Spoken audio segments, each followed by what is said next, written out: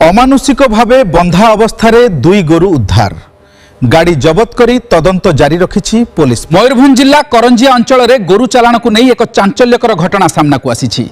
दुईटी गोरु को अमानुषिक भाव में एक स्कॉर्पियो गाड़ी रे बांधी नहीं जाउथिबा बेले दुर्घटना घटिथिला।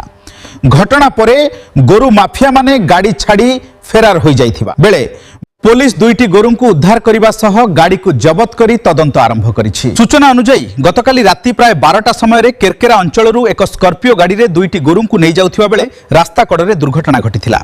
दुर्घटना परे गाड़ीटी को सेठारु नेबा पई चेष्टा करिथिले गोरु माफिया माने, हेले गाड़ीटी को नहीं जिबारे सफल न हेबारु सेमाने घटनास्थल फेरार हो जाइथिले। परे किछि स्थानीय लोक रास्ता कड़े पड़िथिबा गाड़ी को देखि निकट को जाइथिले।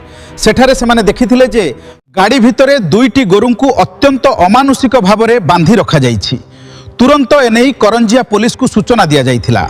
खबर पाई करंजिया पुलिस घटनास्थल में पहुंची दुईटी गोरु को उद्धार करथिले। पुलिस घटनास्थल स्कॉर्पियो गाड़ी को जबत करी करंजिया थाना को आनिछि।